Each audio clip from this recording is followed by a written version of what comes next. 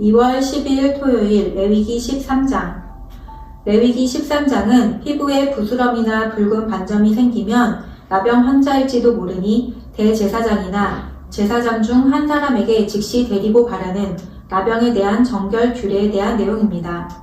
하나님은 모든 죄로부터 분리되어 계시는 지극히 거룩하신 분이시므로 그분의 백성된 이스라엘 역시 모든 죄로부터 분리되어 거룩한 삶을 살아야만 했습니다. 하나님은 그런 사실을 거듭 가르치고 일깨워 주시기 위해 여러 가지 다양하고 복잡한 정결 규례를 알려주셨습니다. 그럼 레위기 13장 봉독하시겠습니다. 주님께서 모세와 아론에게 말씀하셨다. 누구든지 살갗에 부스럼이나 뾰루지나 얼룩이 생겨서 그 살갗이 악성 피부병에 감염된 것 같거든 사람들은 그를 제사장 아론에게나 그의 아들 가운데 어느 제사장에게 데려가야 한다.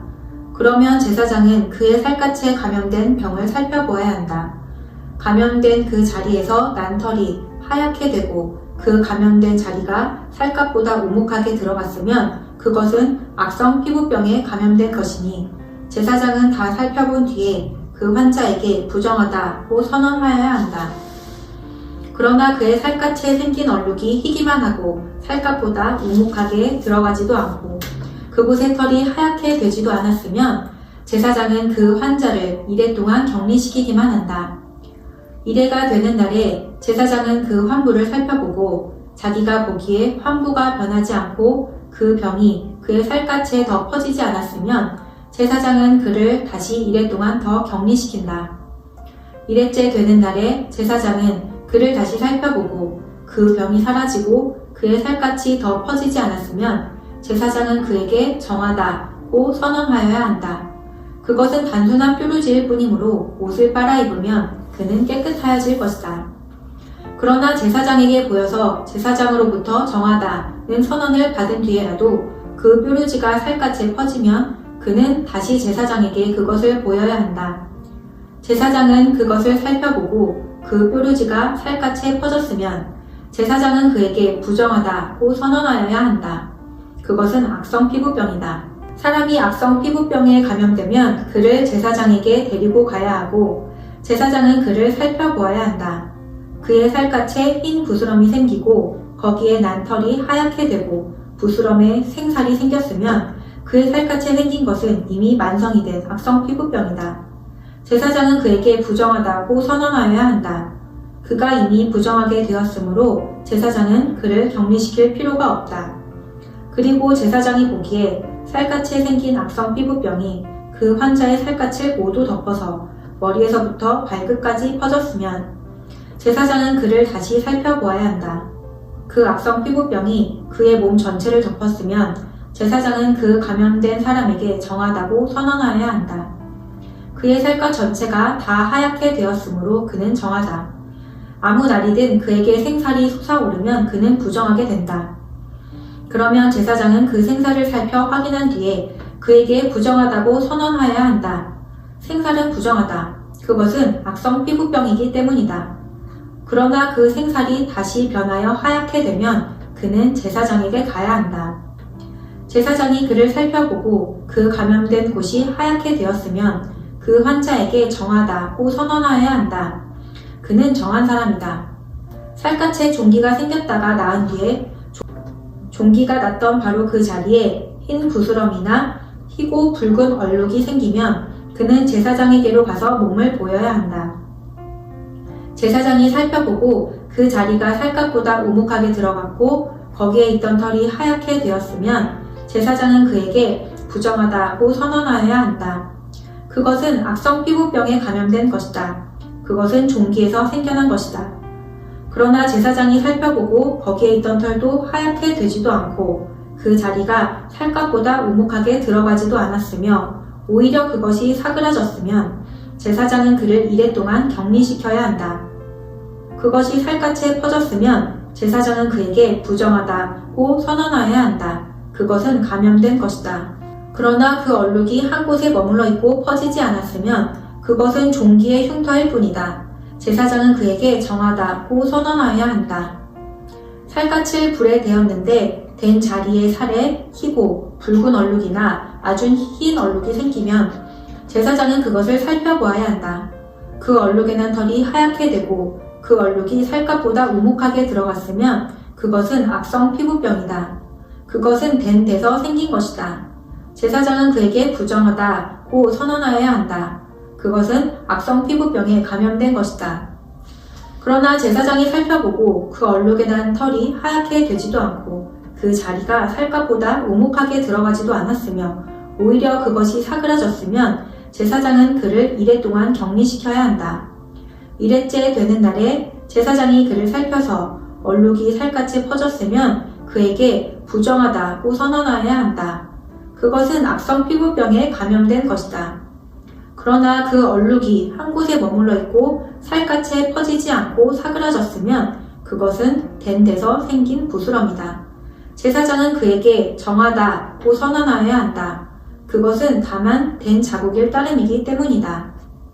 남자이든지 여자이든지 머리나 턱에 헌대가 생겼을 때에는 제사장이 그 헌대를 살펴보고 그것이 살갗보다 우묵하게 들어가고 거기에 난 털이 누렇게 변하여 가늘어졌으면 제사장은 그에게 부정하다고 선언하여야 한다.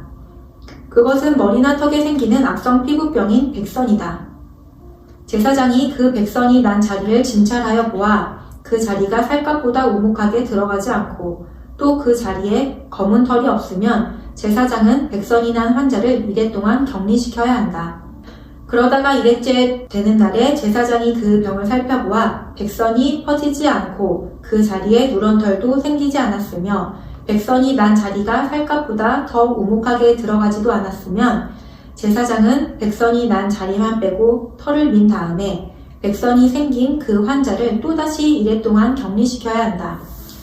이래째 되는 날에 제사장은 그 백선이 난 자리를 살펴보아 백선이 살갗에 더 퍼지지 않고 살갗보다 더 우묵하게 들어가지 않았으면 제사장은 그에게 정하다고 선언하여야 한다.